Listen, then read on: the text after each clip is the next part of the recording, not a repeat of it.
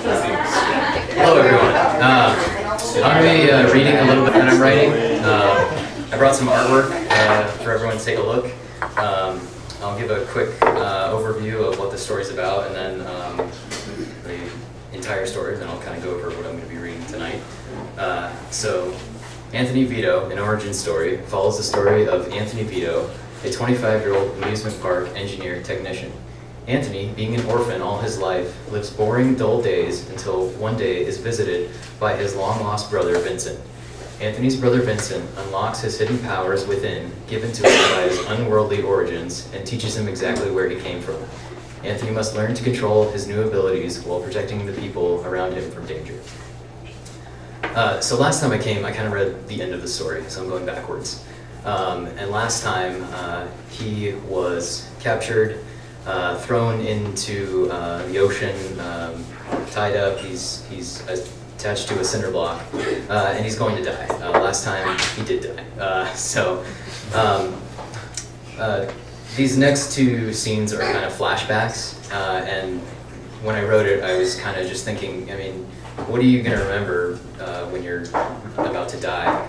And I'm of the belief that you're going to remember the people who are close to you, not things you did, not things you had, just people. These next two scenes are about the most important people in his life, his brother Vince, who he just met recently, and then his love interest, Ava. So, here we go.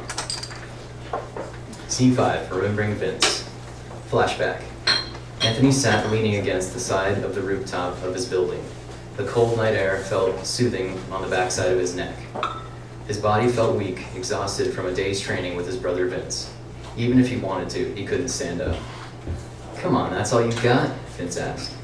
"I gave you everything I've got," Anthony replied back. "All right, I'll go easy on you tonight." Vince sat next to him, leaning against the side of the rooftop. They both looked up, gazing upon the stars above them. "It's a pretty great view," Anthony interrupted Vince. "So where do we come from? Why are we able to do these amazing things?"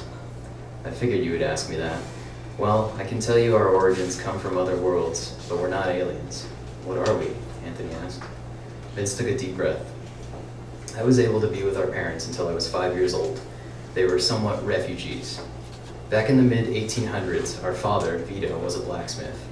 Now, I don't know if you're a religious man or not, but back then, our mother was working shift as the Grim Reaper, as most call it." "Wait, what? Our mother is the Grim Reaper?" Anthony said. Vince laughed. No, you don't understand. That's not how things work up there. The job of the Grim Reaper is shared among many highly ranked angels. Our mother is an angel." Anthony listened attentively to every word Vince spoke. His mind was erasing all the possibility of his origins he had made up in the past. When he was a child, he would fantasize about all the possibilities of his origin and who his parents were. She was supposed to tell him it was time. She was supposed to take him to the next world, but instead they fell in love. He told her he didn't want to go, that he had so much more to do in this world. He wanted to help people. Our father was the kind of guy that would bend over backwards just to help a stranger, a very kind man. She left him that night and ignored her assignment. She would visit him from time to time, and eventually she just didn't want to leave. After the higher-ups found out what she had done, they began to pursue them.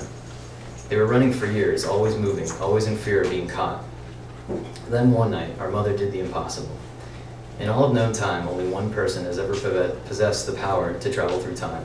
That person is our mother.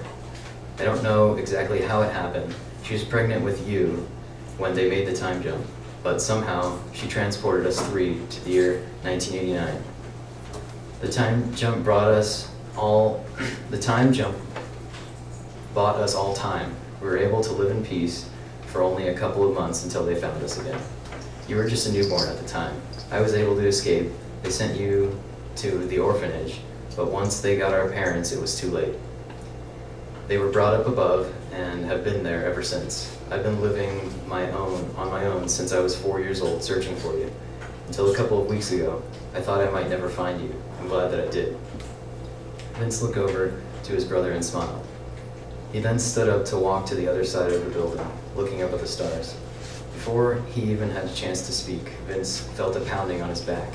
Anthony grabbed him, burying his head in his shirt. "Thank you," he said. Anthony had always wondered where he came from, and if he would ever see his parents again. He felt like an outsider, a man with no home. But then, tonight, he felt like he had found it. A single tear began to descend from his left eye as he felt both happy and thankful that he had his brother there with him. He never had to feel homeless again.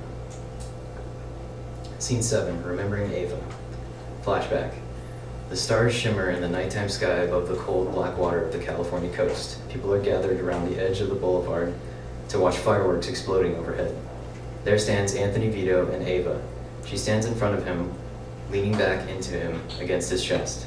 The warm heat from his black leather jacket radiated upon her. Her hands rested within his hands, warming them as he held them tightly. Anthony felt incredibly happy. It was as if everything in his life was finally right, and all the puzzle pieces fit exactly in place at this one moment. He had everything he ever wanted. The beautiful girl, a job, shelter, food to eat. These were the only things he ever wanted or needed. In that moment, Anthony began to think. A man can live for an ideal, a purpose, or a vision, but could a man live for just one moment?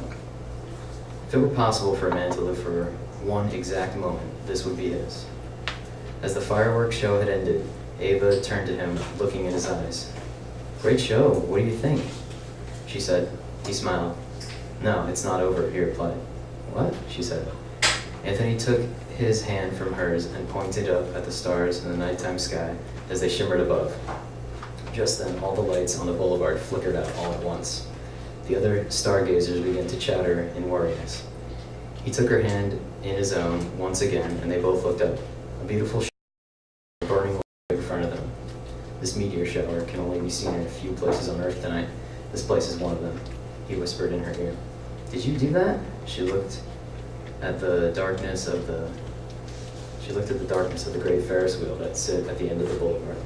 Anthony smiled. Being the lead engineer of an amusement park does have its perks.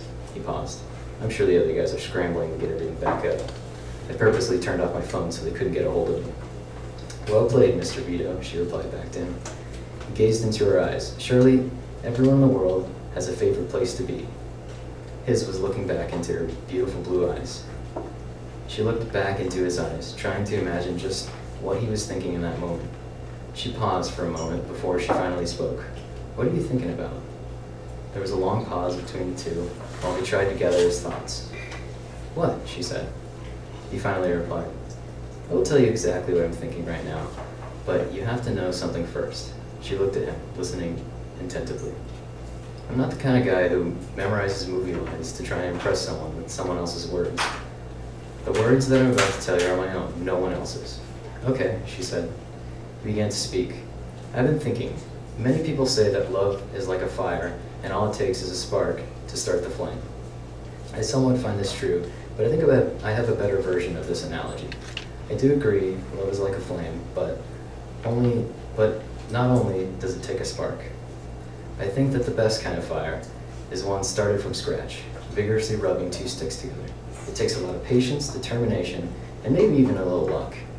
Only then does the flame finally present itself to those who don't give up and work hard at it." He paused. "If love is like a flame, then the love I have for you is something much greater. It's a star. It's as if God himself took the sun and put it in my heart."